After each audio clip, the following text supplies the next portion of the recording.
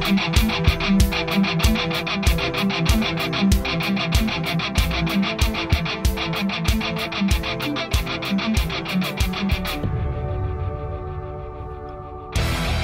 is Jerome Corsi, and today it's Thursday.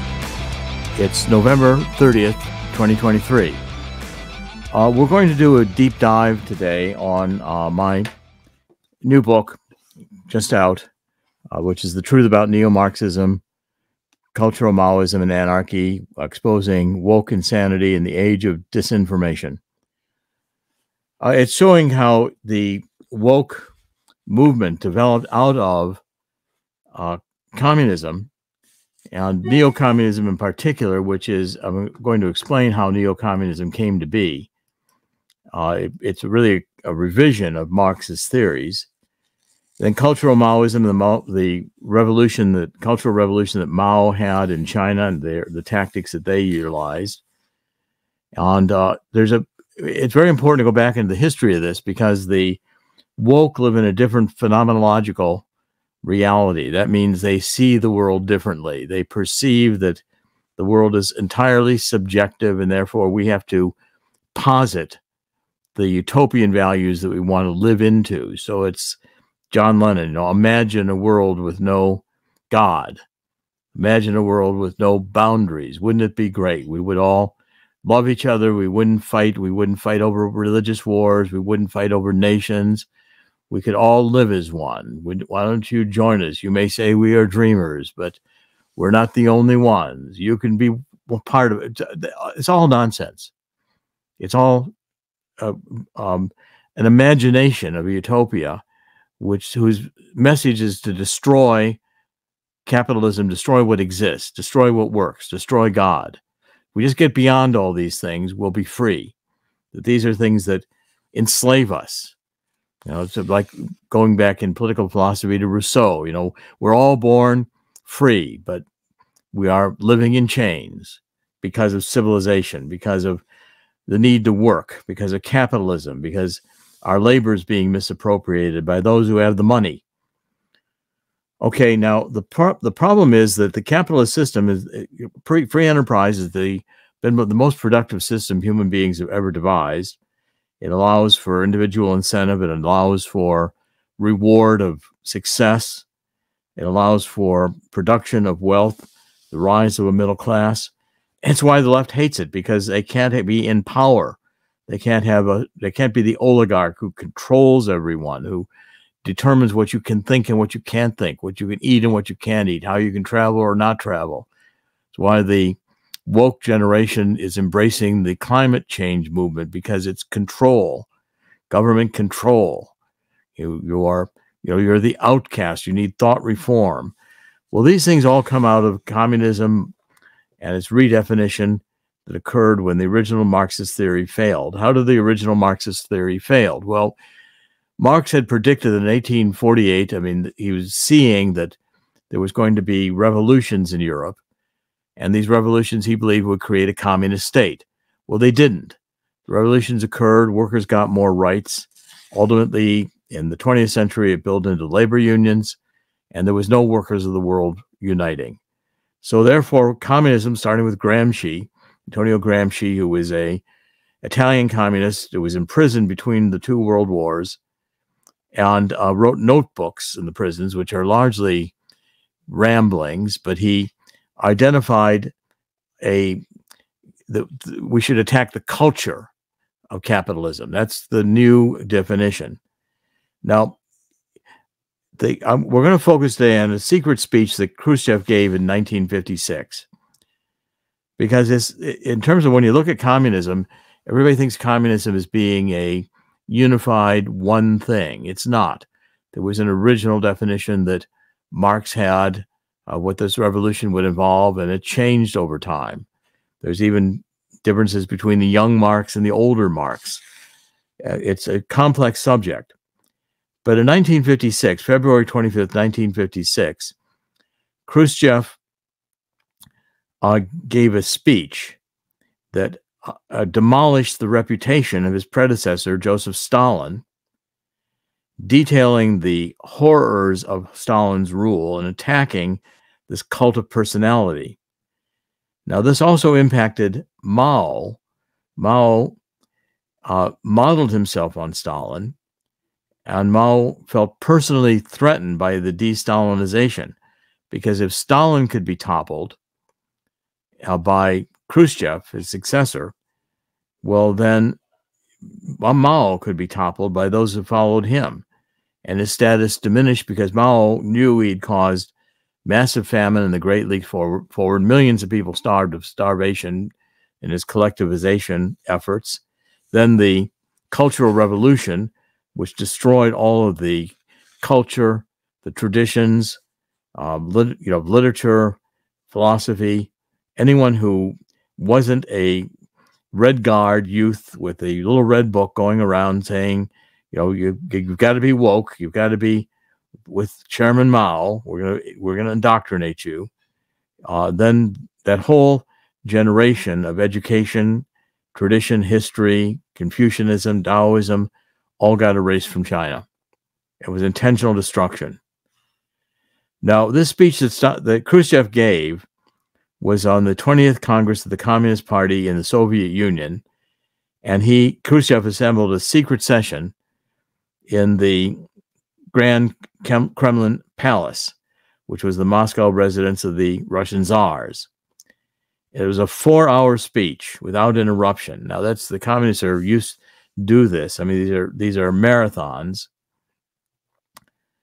Khrushchev detailed Stalin's purges that involved the torture and execution of wholly innocent party loyalists. The communists, when they come to power, always eliminate those who got them to power.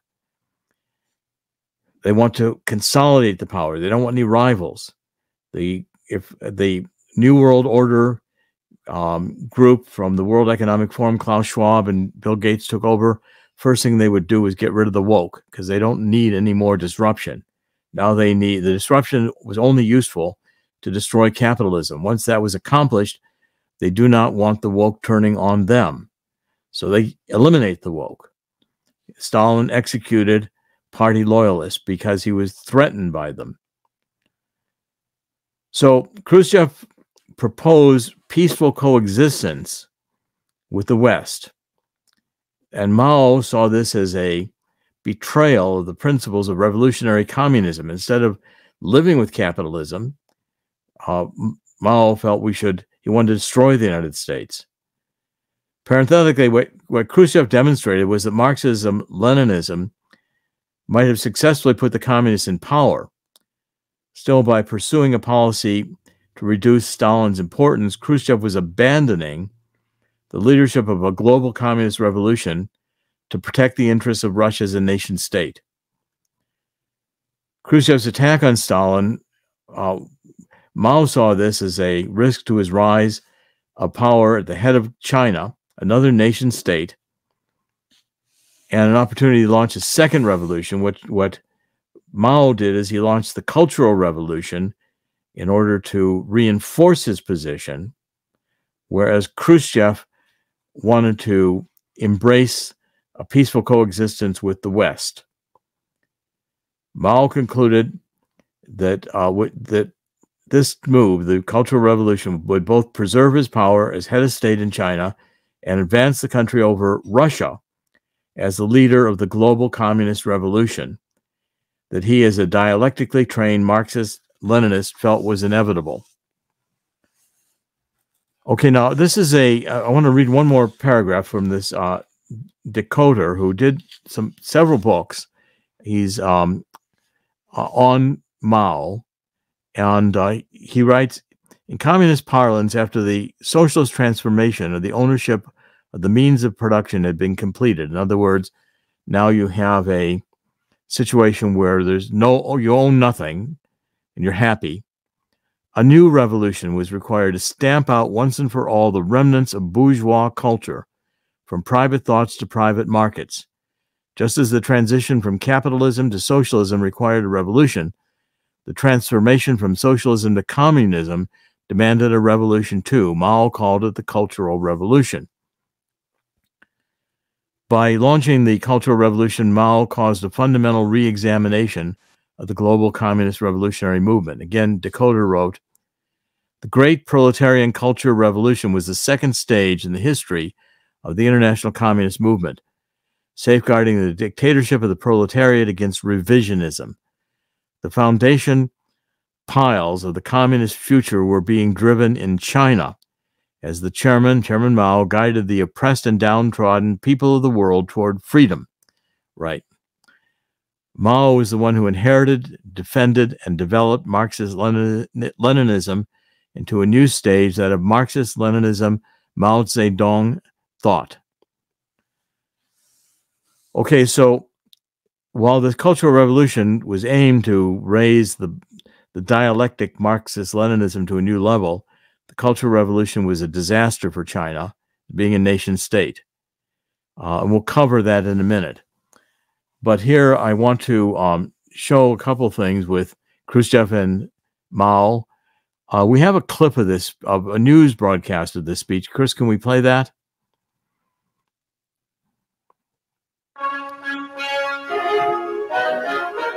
Gathering in the Kremlin, the 20th Congress of the Soviet Communist Party springs a surprise on the world.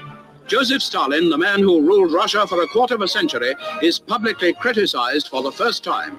The critics include Premier Bulganin, his predecessor Malenkov, and Party Secretary Khrushchev.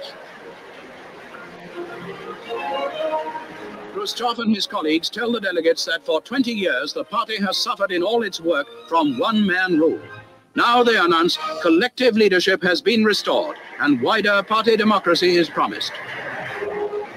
The official history of the party, largely written by Stalin, is judged unsatisfactory and is to be rewritten. Other Stalin writings, until now above reproach, Khrushchev and his colleagues describe as scarcely helpful. Most startling of all, many old Bolsheviks are said to have been wrongly condemned as enemies of the people. The world waits to see what these strange developments will mean.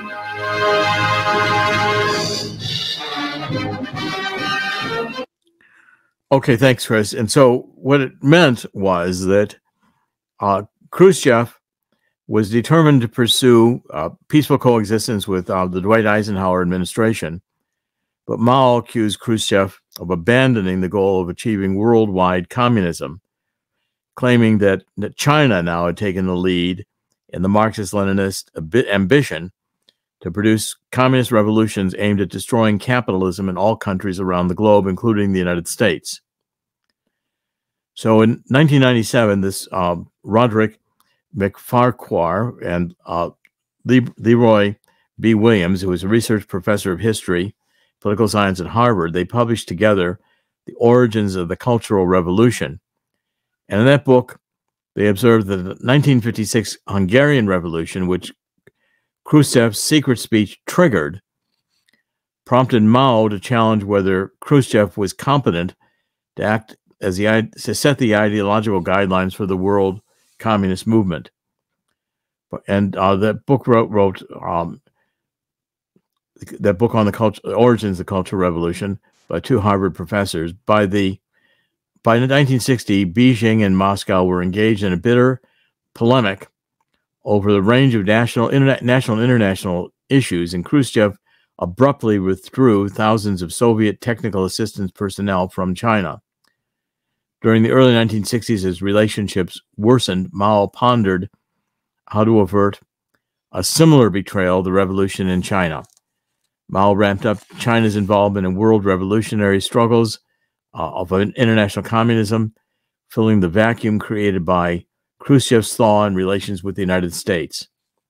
Mao also decided he needed an offensive strategy in China to ward off internal rivals, positioned and ready to use Khrushchev's attack on Stalin to launch a similar attack on Mao. So that's when the Cultural Revolution began. And the whole nature of the Cultural Revolution was destructive. Now, I'm going to, yes, Chris got on the page. I just want to interrupt this quickly to again mention, I'll get a copy of this book, How the Coming Global Crash Will Lead to a Dramatic Historic Gold Rush. As we pointed out, we are now seeing gold trading at over $2,000 an ounce. And I think we're going to continue to see that rise into 2024. And you get a free copy of the book by calling Swiss America at 1-800-519-6268. The book is How the Coming Global Crash Will Create an Historic Gold Rush. And the toll-free number to call, 1-800-519-6268. You can also get from Swiss America 250 of these Walking Liberty half dollars, which are very high in silver.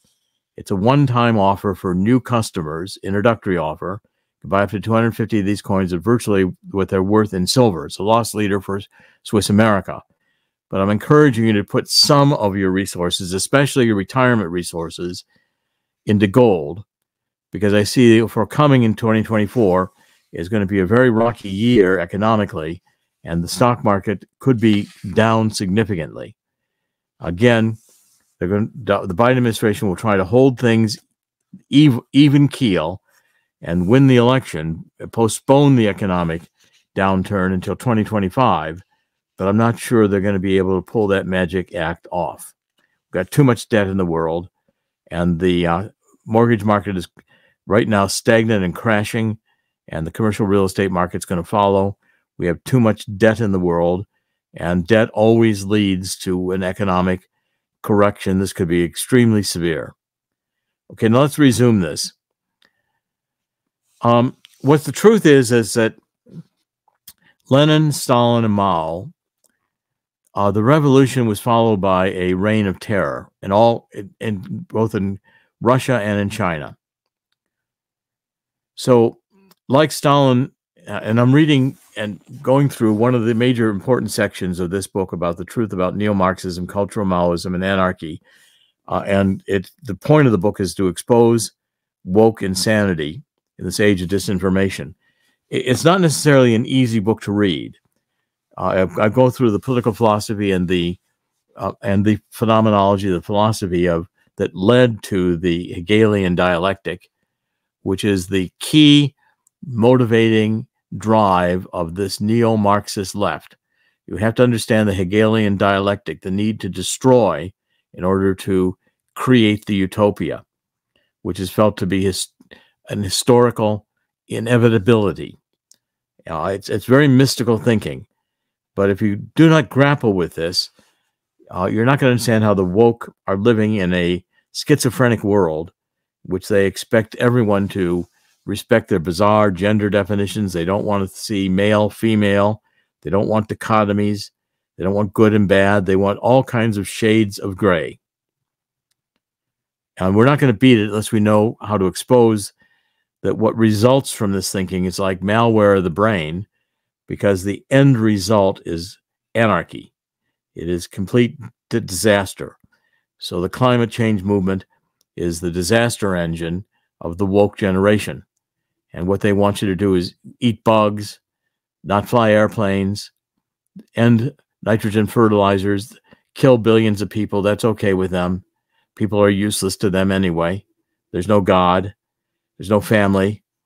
It's, uninhibited, unbridled love and free love and sex, really, because love is not the issue. It's sex. Just sex is the liberating factor.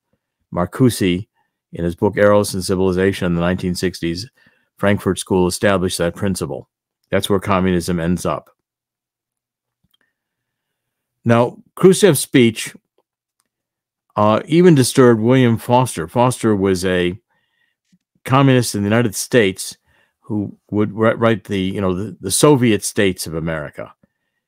And Foster had to admit that Stalin made mistakes that were appalling, but he continued to support Stalin and for his rule in Russia. Foster reduced himself to a very predictable rationalization that Stalin consistently followed a generally correct political line, and he performed great services in advancing the Russian and the world revolution. Same things were being written about Mao. That's William Foster right there. He was writing books in the 1930s. And by the 1950s, he was approaching the end of his life. So there was a book published in France in the late 1900s called The Black Book of Communism, Crimes, Terror, and Repression. That book did is it swept Europe, became an international bestseller. It was an 858-page book. I have a copy of it in my library here. That documented that whenever communism gained power, the Marxist-Leninist Maoist governments committed horrific crimes, including terror, torture, censorship, suppression of dissent, famine, deportations, and massacres, all resulting in millions of deaths. The authors also credited Khrushchev's communist leader 1956 secret speech as a turning point. For the first time, a high-ranking communist leader had officially acknowledged, albeit only as a tactical concession, that the regime that assumed power in 1917 had undergone a criminal deviation. The authors of this book, The Black Book of Communism, acknowledged that Khrushchev's complex motivations for delivering the secret speech included advancing his career after Stalin's death. Those listening to Khrushchev's secret speech were stunned by what they were hearing. Black Book of Communism authors stressed that the delegates listened in absolute silence. There was polite applause, as you saw. There's the Black Book of Communism. The first secretary of Russian Communist Party, as such, Khrushchev systematically dismantled the image of, quote, the little father of the people, the genius Stalin, who for 30 years had been a hero of world communism. Now, in his 1970 book, Lenin, Stalin, and Hitler, The Age of Social Catastrophe, historian Robert Galately presented a perceptive analysis of Lenin. He described Lenin as the, quote, most intransigent practitioner of Russian Marxism in the pre-revolutionary period. Galately defined Lenin's power politics in historical terms. Quote, it was precisely his will, Lenin's, to power that drove on the doubters among fellow Bolsheviks in 1917. Without a hint of moral scruple or sense of national loyalty, Lenin desperately hoped that Russia's defeat in the First World War, he hoped for that, and he ridiculed fellow Bolsheviks who thought they could and should defend their country. When the 1917 revolution came, Lenin was in Switzerland. Emboldened that the czars had been toppled, Lenin returned to his homeland. He was determined to destroy what remained of the old social and political order in Russia, and intent on killing any chance that the new Russia would become a liberal democracy.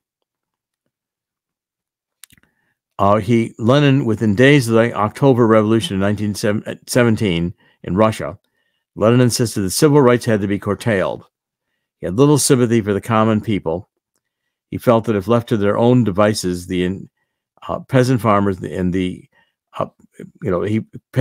industrial working class would merely want better wages, trade union demands that would preclude the need for a real revolution. Here's how Galately summed up Lenin. Leninism was based on the idea that professional revolutionaries would form an avant-garde or vanguard party and rule in the name of the proletariat. They would not waste time on the sham of liberal democracy, which they regarded as nothing more than the government of the hated bourgeoisie. Getting rid of the absolute monarchy and replacing it with a constitutional system was merely a prelude to a more authentic revolution. None of this was going to happen without bloodshed, and Lenin took it as self-evident the class struggle meant civil war. He was convinced that communism had to be forced through violently.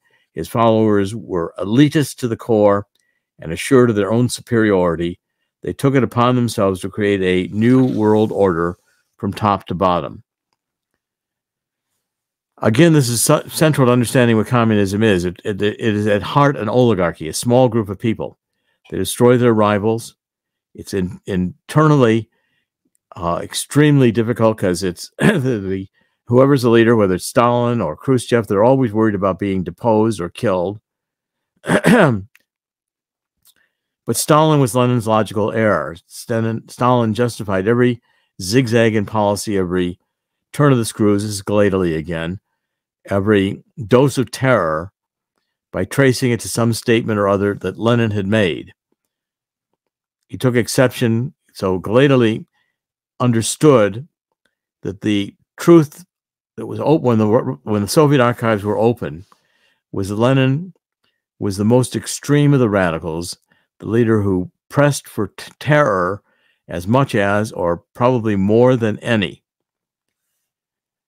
The reality is that the Marxist-Leninist Maoist ideologies share the characteristic of being psychologically powerful perversions of language, promising utopia, that have proven to be highly successful in toppling the existing regimes. What precedes the revolution are promises of utopia. What follows the revolution is a living communist hell. Stalin, Lenin, Mao used terror, imprisonment, and murder to exert authoritarian control over the populations. In the reality of the communist state, millions more under Stalin and Mao starved to death in failed schemes to eliminate private property. Another author, Jisheng, Jisheng, pointed out that Mao's China, there was no possibility of resistance under totalitarianism. He wrote, for the most part, people submitted. The exceptional people who opposed the system were usually crushed by it. In the face of a rigid political system, individual power was all but non-existent. The system was like a casting mold. No matter how hard the metal, once it was melted and poured into the mold, it came out the same shape as everything else. Regardless of what kind of person went into the totalitarian system, all came out as conjoined twins facing in opposite directions, either despot or slave, depending on their position, respective to those who were above or below them. So what you see here is the reality of communism. And we're going through right now a communist revolution in the United States, and we are being promised by the woke that this is social justice. It is not social justice. It is a perversion of social justice. It is blaming white supremacy, racism at the heart, male supremacy. They want to create this amorphic world in which the genders male and female come together, unisex, in which right and wrong come together, and such as you are beyond right and wrong. The God is viewed as a sky fairy that is non-existent. Families are viewed as rigid structures of social control designed to control the libido, the sexual impulses of the children, and to make boring the sexual impulses of the married couple. It's a materialistic view that says there is nothing here but the material that exists, and it is all, as Shakespeare said, full of sound and fury, signifying nothing. It's a very dark ideology, cleverly crafted to be psychologically seductive to those who are not trained to think creatively or to know history. Anyone versed in history knows that communism results in what the little black book predicts: misery for everyone who's subjected to it. Chris, any comments? Back in 1917 and 1949, the weapons of the communists were the guns and propaganda and everything else. What we have now is major, or let's say mass media and the pen. That's what the weapons are right now as far as the Marxists and Stalinists of today, if you will, and Maoists. Well, I mean, don't forget the Antifa enforcers, well, and the Black yes, Lives Matters enforcers, and right, the police that stood down to allow them to do it. But with that, it's the media, it's the mass media that's sitting there telling you, we're trying to convince us that these are mostly peaceful protests and these people just want social justice. In fact, and anybody who protests on the other side for freedom or against such Marxist rule are deemed, oh, let's put it this way, terrorists. Did you know what happened in Ireland recently? There's that the immigrants stabbing of a child. It was an immigrant who stabbed a child to death. Finally, well, just say the natives of were upset, and there was a riot. Well, the government denounced it. The media denounced it as a terrorist act. The prime minister was trying to shame publicly those who stood up against the policies that were being set, which wound up in the murder of a young child. And they showed no remorse about that young Yeah, child. the perpetrator was Algerian. He'd been in the country in Ireland for 20 years on government dole. Right. Now, the idea is, well, they weren't the new batch. The problem is, again, you're bringing in people, you're not vetting them, and they're committing crimes. Well, okay. The Right. fundamental issue Right. here, and you see the entire construction of this, that you've got the law enforcement agencies, Department of Justice, going after Donald Trump. Right. Who wants to restore the Constitution and come back to fundamental values of family and God. That's where we're going, yes. Okay. Now, the Department of Justice are protecting the Bidens and the Obamas and all the others who are, doing this fundamental transformation of America into a cultural Maoism, a cultural revolution of woke, to transform us into this neo-Marxism where uninhibited sexuality and pornography is the normal fare of our entertainment system, and God and families are ridiculed. They protect the oligarchs who are forming, the Khrushchevs, the Stalins, the Lenins, who are the Bidens and the Obamas, allowed to obtain enormous wealth through bribery, through corruption, which passes into the legislature. Mitch McConnell's wife is Chinese. She's worth hundreds of millions of dollars in China. Their family in China wouldn't be allowed to live if Mitch McConnell wasn't aware of his obligation now to respect China's regards in the United States Senate, even as he is Senate Majority Leader. So the corruption and the penetration, the protection of this oligarchy, which would not hesitate to use violence to impose its will with hate crimes like is going on in Ireland and other countries, is following the same classic model of communism that we see in Russia and in China. And it will result in the same way. Just a bit more sugar-coated. But the idea is anybody who speaks out against the established narrative, the Maoist narrative, the Marxist narrative here in the free world is deemed a terrorist. Heck, we talked about this before. Catholics who still prefer the Latin Mass are considered terrorists. Moms, a group of mothers who question the way their children are being educated, have been deemed a racist organization, and of course, terrorist. Well, the state will now move to take children away from parents who do not agree to gender transformation surgery. But the point here is fundamental, that this is a failed system. Now, it has enormous seductive power, and it uses money to buy its way into power, and then it uses violence and terror to maintain its power. Now, the one aspect, and the reason I'm writing these books, is the one thing that defeats it is the truth. Yes. Now, the truth is that this, when people see what this results in, and, again, a biblical lesson to judge the tree by the fruit of the tree, when you see that what these people want you to do, you just eat bugs, can't eat meat, you can't travel, you can't be in airplanes because your carbon footprint's too big, you can't have a car because you might drive it into a city and where it's congested and have too much carbon dioxide being emitted. So you have to live in a 15-minute city where you can get everywhere in 15 minutes by walking or bicycle. Limiting freedom. You can't hate speech. You can't have hateful speech against any other people because that's a crime. You can't call somebody a name.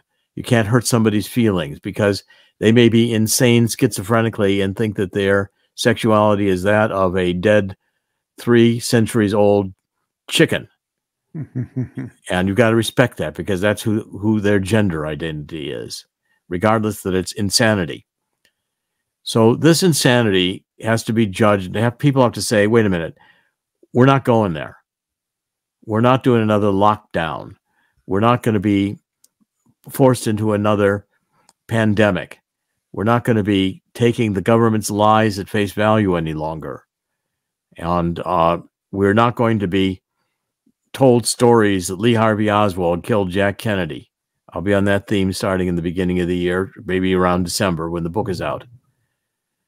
We're not going to take the government's narratives at face value. Weapons of mass destruction in Iraq, there weren't any.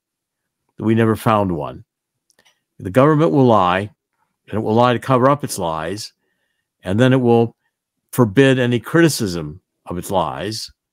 And that if it gets to that point, we've lost. So today is the day when Americans have to say no. And I'm going to wrap this up, Chris, with the going to God will win. God always wins. In the end, God always wins. God created this place. He can unplug it any day he wants. The cure, 2 Chronicles 7:14. We need to get down on our knees and beg God's forgiveness for not having opposed this Marxism more successfully going back to the 1940s. The McCarthy era has been ridiculed because of McCarthy's excesses. But in fact, the communist penetration of America has now become almost universal in our educational system. The intelligence agencies seem to have embraced it, the Justice Department, the effort to destroy America as a superpower and to the advancement of Russia and China, and especially China, validates Mao's idea that China would lead the world communist revolution. And the antagonism between Russia and China will again surface. But the point is, 2 Chronicles 7:14 says we will get a judgment of God, but God will hear our prayer and heal our land. Well, that healing of our land may be a judgment of God. I pray it will not have to go through another Great Depression or a nuclear war. But God is a just God, and these rules, violating God's rules, have consequences. It is not whatever you want it to be. You know, you cannot imagine heaven and hell to be what you want, not that they don't exist or that what you want to be, or that God's going to forgive everything. There are consequences to life, and life is here. The only thing we get to take from here is our experience. So the only thing of value here is the experience. It's the only lasting thing.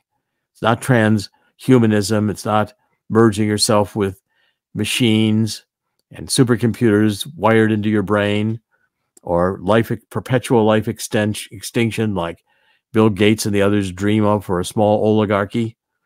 These concepts inherently are depopulationist. The rest of the people aren't needed, and there's no reason to keep them because there's no moral consideration of who a human being is. There's no appreciation of a spiritual nature or a nature that transcends into existence, which has moral consequences.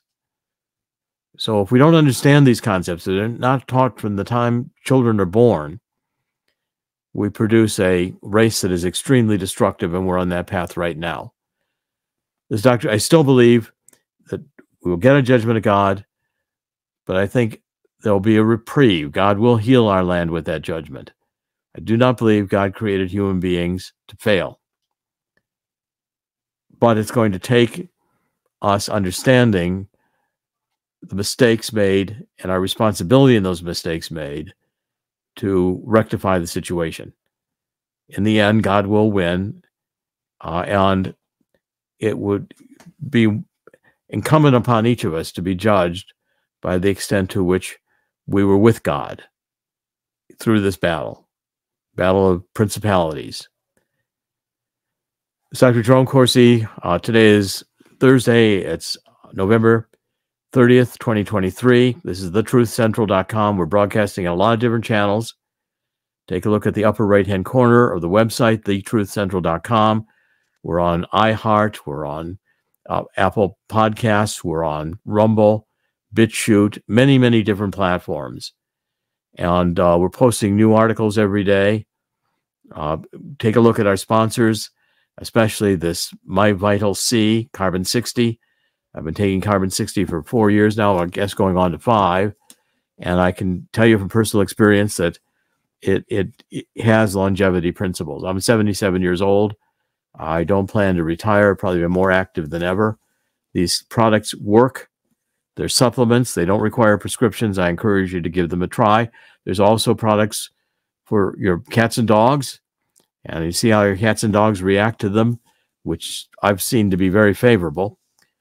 They may give you a hint that these products are good for you. Give them a try. There's a lot written on them, and we're writing more. This book is available for sale now. We're going to be promoting it, Live Longer and Better, which I've co-authored with Chris Burries, who's the co-founder of My Vital Seed. Dr. Jerome Corsi, thank you for joining us. We'll be back tomorrow. We're doing podcasts on the Truth Central every weekday. God bless.